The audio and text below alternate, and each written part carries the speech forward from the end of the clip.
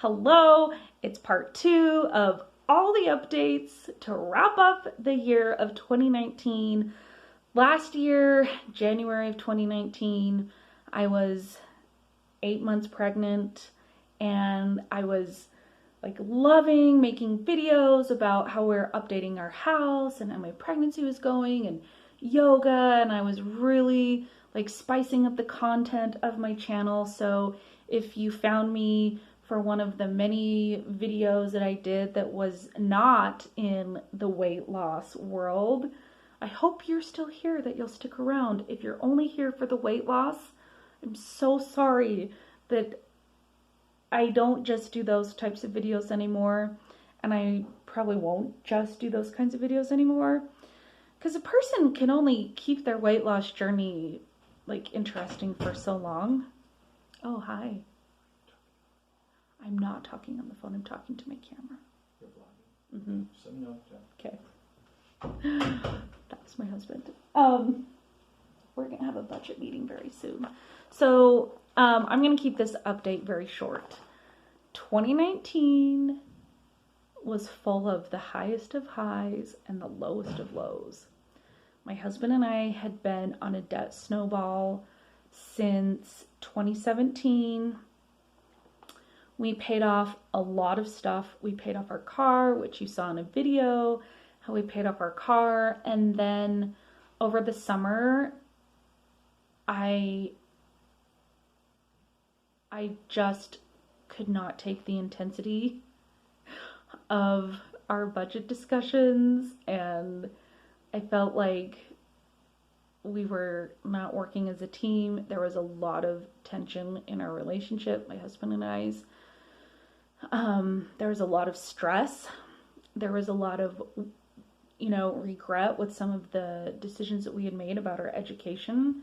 And we just started to feel really depressed and really stuck. And we contacted our realtor to sell our house and to pay off all of our student loan debt, rent for a while, and then we were going to buy a new house.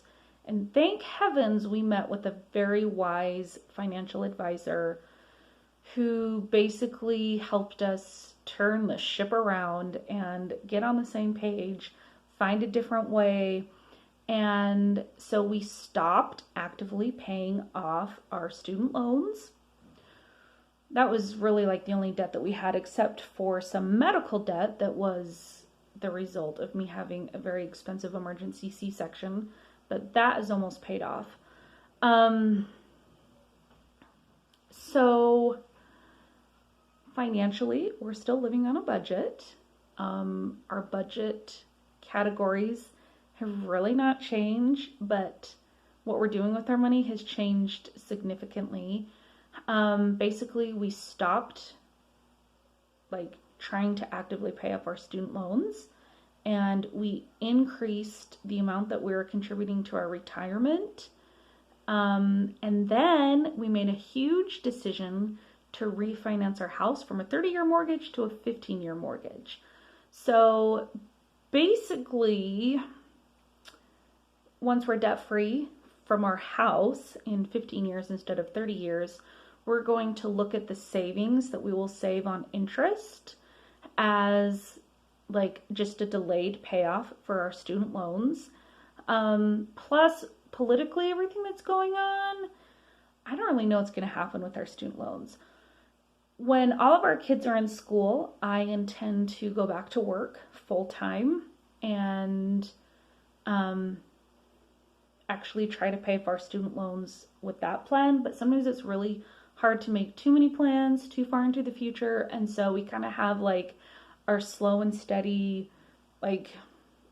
easy plan, pay off the student loans after our house is paid off.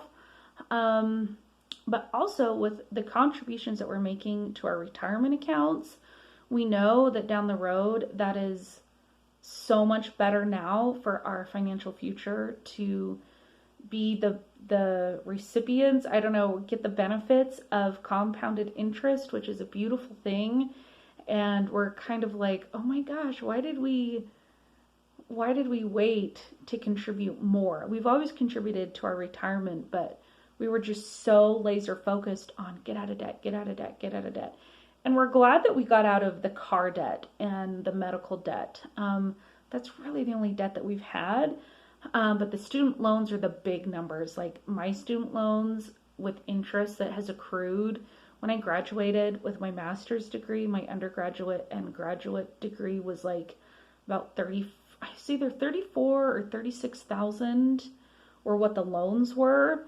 But now with interest that I owe and like back interest, I mean, we're looking at like $40,000. It still keeps me awake at night, but I just know that right now where I'm not working full time, I'd rather take the money that I have now and we would rather either put it towards our mortgage or our retirement. That's a very personal decision. We're also working on building up our emergency fund and our savings account. So we still live on a very tight budget. And sometimes I cry about that. But we're putting money into different places for the future. One thing that I've done to start really helping me with my budget, is I take how much we plan to spend for the whole month, and I put it at the top of this little envelope, and then every time I spend something, I just record like how much we have left, how much we've spent. Again, this is a number that works for us. It includes our groceries, gifts, gas, pretty much everything that's not a utility comes from this category. The other thing that we started doing is we signed up for 2 different credit cards because we use Walmart grocery pickup almost exclusively. We signed up for the Walmart credit card where the first year you get 5% cash back, and it has been awesome. So we have that as a credit card that we're using, and then we have a credit card through our bank where we put all of the other purchases so that we can get 1.5% cash back.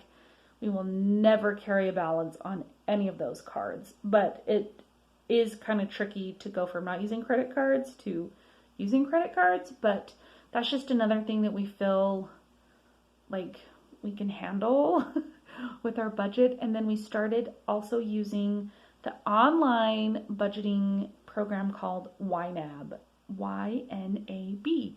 You need a budget. I'd heard about YNAB, and I knew that my little brother loved YNAB, and I think one of the things that was causing so much tension with our budgeting system, sorry, my leg, I'm sitting on the ground, I'm sitting on a poof, and my leg is not happy. My knee feels like it's gonna break.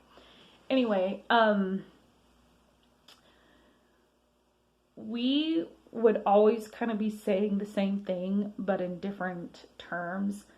I am very math oriented. I know you probably wouldn't believe it, but I'm kind of like a numbers whiz. And I also have a really crazy memory. And so a lot of times things were just going on in my head and the numbers were just calculating in my head, whereas my husband is a list. He's very organized. He's very spreadsheet. I hate spreadsheets. I like a pen and paper, which is why this works for me. He can have a spreadsheet. I can have this. And now that we're speaking the same language, it's so much better. It's so much better. And it's, man, I hate having contention in my home. And so it's just been really good that we're on the same page. And we're not constantly just hurting each other's feelings, because we'd get in these discussions where it's no, don't do it this way, do it this way, no, that doesn't make sense to me, bah! We just both wanted to be the boss. What's wrong with that? So that's what we're doing with our finances. Our house, we have, after we paid off our cars and we stopped paying off our student loans, we just decided that financially we were not going to be doing any more big renovation projects until we had paid off our HELOC, which we used to kind of get our house to a livable position. When we bought this house, it was so old and had not been fixed up at all, and we didn't really realize how much it was going to take to get this house to a level that was like comfortable and livable. So it's livable now. I still think that it's a beautiful house, but it's not decorated perfectly. We don't have like a bunch of new furniture.